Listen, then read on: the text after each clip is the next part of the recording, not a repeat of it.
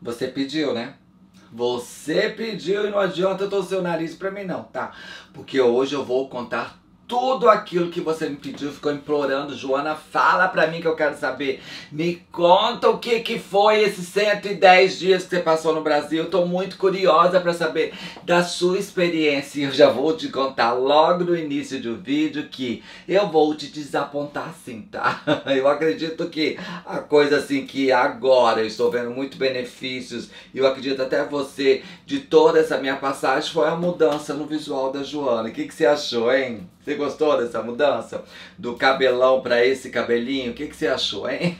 Pois é, porque pra mim esse foi um ponto positivo. Esse cabelo me liberou, me deixou mais leve, mais solta. Ai, tô tão liberta, comadre, que se eu fosse você já curtia esse vídeo, já comentava e já contava pra sua vizinha. Olha, eu conheço a Joana Maria, que ela mora na Islândia, que é um país assim que tem 370 mil habitantes mais ou menos. Super cool, um canal maravilhoso. Ela todo dia tá lá apresentando pra gente coisas incríveis. Eu venho, se eu fosse você, fosse lá se inscrever no canal, porque eu já sou inscrita no canal da Joana Maria, né, comadre?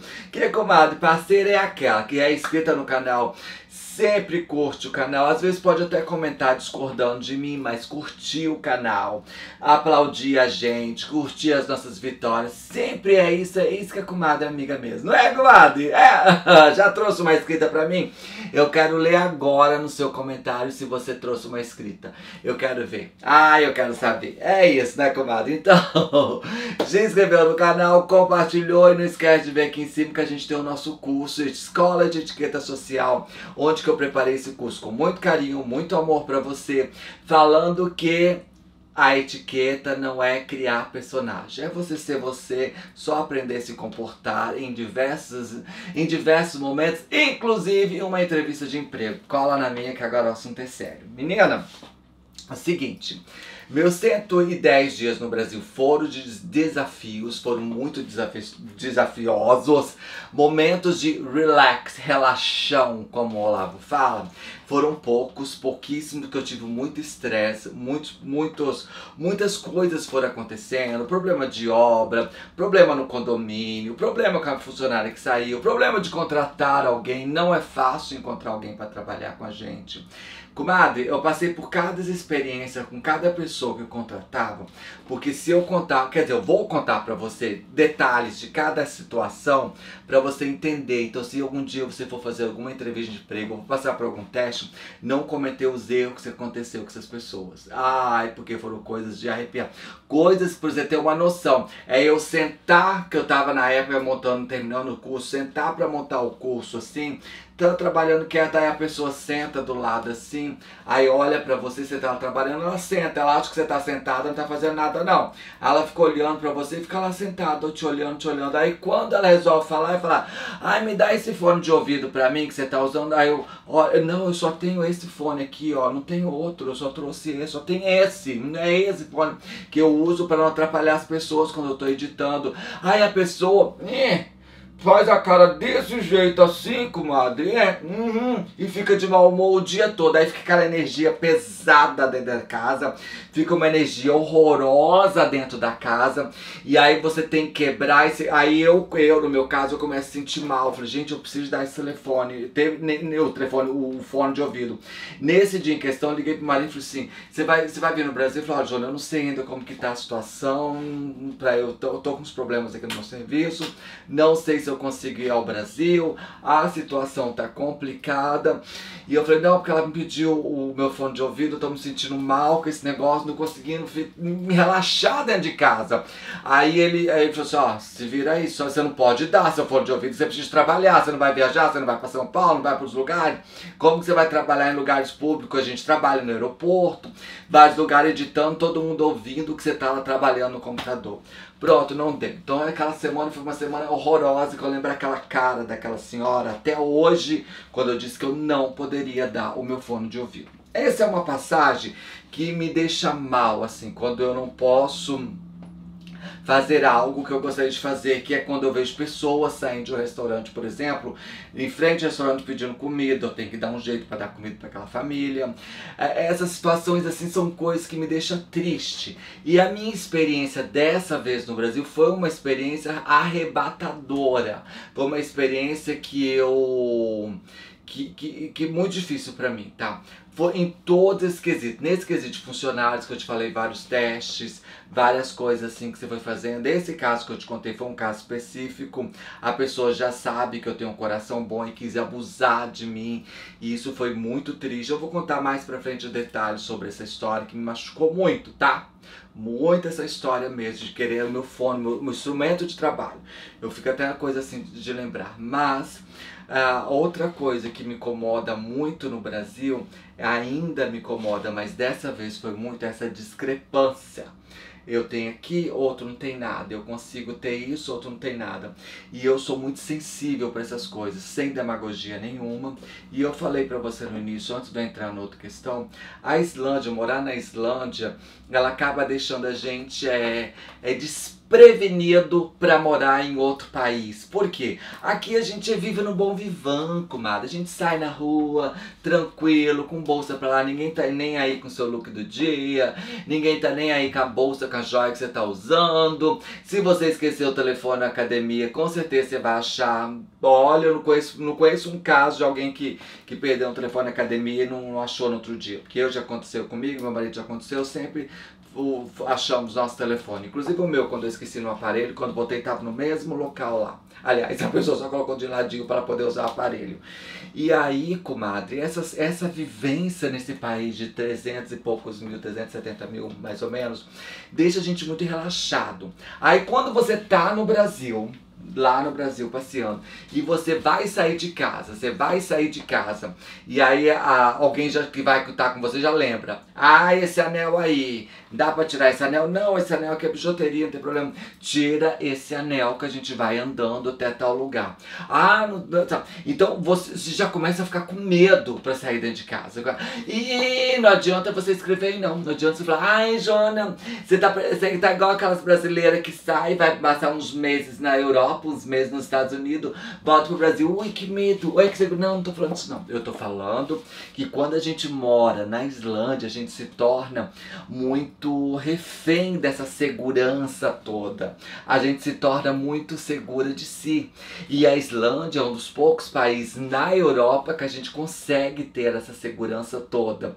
Porque não adianta nem falar Paris, Londres, coisas que você acha que é tudo seguro. Não, tá tudo difícil, tá? Eu tô falando que a Islândia é um interiorzão do interiorzão. Espero muito que você consiga chegar até nesse local do vídeo, porque se não chegou, você já deve ter escrevido um monte de bobeira aí já me criticando. Então preste bem atenção que eu tô falando de quem mora, convive muito na Islândia. E aí a gente sai de casa já assim, ai, tem que tirar, tô com medo, tô com segura. E aí você tem sempre, se você sai sozinha, então já tem que ser, entra dentro do carro, mesmo assim você passa uns perrenguinhos, algum Uber. Se você não pedir um Uber de qualidade, alguma coisa assim, pagando um pouco a mais, corre-se o risco muito de você passar um perrengue mais sério dentro do Uber. Então você tem sim que se preocupar com isso. E isso, comadre, pra mim, Jo, pra ele, causa um certo estresse, um certo constrangimento, porque você sempre tem que estar alerta. Você tá caminhando na rua direitinho, você tem que estar alerta, porque se você relaxou com a sua bolsa um pouco, alguém que tá do seu lado fala assim: segura essa bolsa direito, põe essa bolsa na frente, nada de deixar essa bolsa, não tá vendo isso aí que tem? Sabe, é o tempo todo você tem que estar alerta, é o tempo todo você tem que estar alerta. Eu falei também de uma coisa que me incomoda muito, ainda me incomoda no Brasil, mas dessa vez foi mais exagerado, que é o seguinte: eu tive perrengue dentro de casa, Por exemplo, você vai contratar alguém. Antes de você contratar a pessoa, você fala: nesse bar a pessoa te dá um orçamento mais ou menos. Quando ela chega na sua casa, que ela olha a sua casa, ou ela te vê, ela acha um outro defeito para consertar, ou o preço aumenta um pouco mais. E como a gente se torna refém, porque eu preciso consertar aquilo, você tem que ceder. E aí mais uma angústia, mais uma tristeza que você vai tendo. E aí você tem que resolver. A gente que mora fora, ou que a gente que tem uma casinha, por exemplo, você mora em São Paulo, tem uma casinha no Rio, mora no Rio, tem uma casinha no interior. Eu moro no interior da Islândia, moro na Islândia, que é o interior, tem uma casinha no Espírito Santo. E a gente tem manutenção, é dinheiro que gasta, é coisa que gasta. E as pessoas ao redor acham que não, acha que a vida da gente é só glamour. Porque quando você assiste a gente aqui na internet, a vida da Joana é maravilhosa, ela sempre tá isso, ela sempre tá aquilo, a Joana é isso, a Joana é aquele outro. E, comadre, às vezes nem é sempre assim, às vezes não sempre no meu caso. É uma vida de trabalho, de luta. Cada coisa que a gente consegue, teve que trabalhar, teve que juntar dinheiro, teve que economizar. Igual a história que eu comecei o vídeo falando do fone de ouvido. Até para ter um fone de ouvido, eu tenho que trabalhar, nada para mim vem fácil, nada para mim vem difícil. Inclusive, quando eu contar essa história das entrevistas das pessoas que passaram por mim para eu poder entrevistar lá em casa, você vai ficar arrepiada, tá? Arrepiada. A gente fala muito do empregador, que a pessoa está precisando, mas às vezes a gente esquece do empregado, aliás, e a gente esquece do empregador. Vem muitas as pessoas procurando emprego pra gente abusivas. Vem. E se você não tá preparada, você se choca. Então, essa insegurança que eu ainda sinto no Brasil, isso me incomodou muito, muito, muito, muito. Isso me estressava, eu nunca conseguia sair. O calor, isso me incomoda também, mas eu já sabia que no verão poderia causar isso. E eu tô falando disso não só do Espírito Santo, do Rio, de São Paulo, e aí entra um quesito bem importante. Muitas pessoas pedem, Joana, deixa eu te encontrar, eu quero te encontrar você em tal lugar, vamos marcar um lugar público, algum lugar assim. Mesmo a gente marcando um lugar público, a gente fica inseguro, porque o tempo todo você está com medo, o tempo todo você está inseguro. O tempo todo você acha que algo ruim vai acontecer com você. E a gente fica com essa coisa de insegurança, com essa coisa de medo dentro da gente. E eu vou ser bem sincera pra você. Agora eu vou ser bem sincera pra você. Nas últimas semanas eu precisava voltar. Porque eu comecei de ter medo até de dormir dentro de casa. É incrível como essa coisa vai aumentando dentro da gente. E aí eu conversei com algumas pessoas próximas e falou assim, Joana, preste atenção se isso não é síndrome de pânico. Aí eu falei, mas desde que eu botei o meu pé no Brasil, estão me falando, cuidado com isso, cuidado com aquilo, vê isso, vê aquilo, não faz aquilo, não faz aquilo, não faz aquilo. Como você quer que a gente fica normal na vida? Como que você quer que a gente fica bonitinha, direitinha, sem medo, sem segurança nenhuma? Como? Não dá. E a história da politicagem, quando cheguei estava melhor, não me envolvi, não falei nada pra ninguém, me posiciono alguma coisa assim.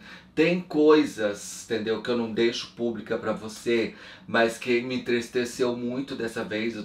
A gente tá com problema de famílias também no Espírito Santo, e essas coisas me entristecem um pouco, e eu coisas que eu não vou conseguir resolver sozinha, tem que resolver com todo mundo. Então essas coisas assim me deixou triste, por isso que essa minha visita no Brasil não foi tão satisfatória. Agora teve, eu não vou deixar esse vídeo acabar pesado não, porque eu não tô aqui pra pesar ninguém, né, comadre? Eu fiz vários cursos de moda lá no Estúdio Imagine da Lu.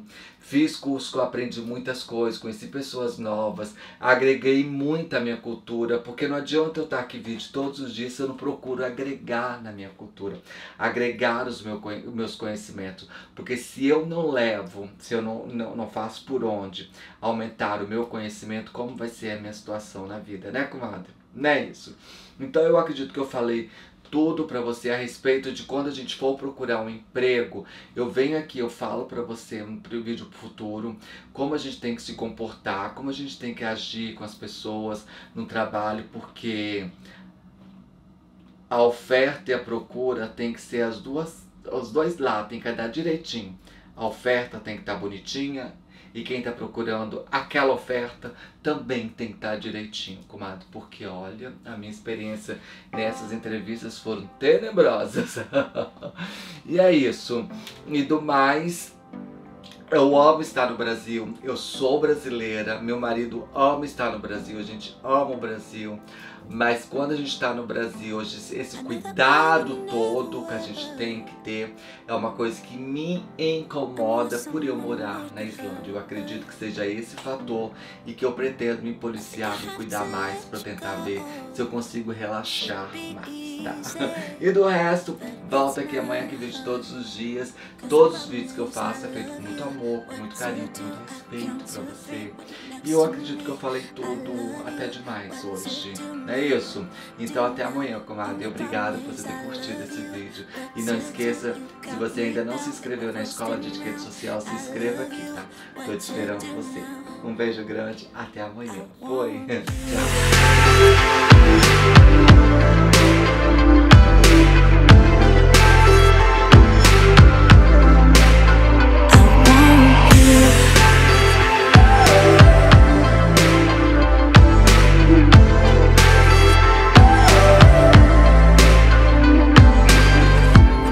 You're stuck inside my head. Oh, I can't stop thinking about all the words you said. I think I have to let you go. Should be easy, but it's not.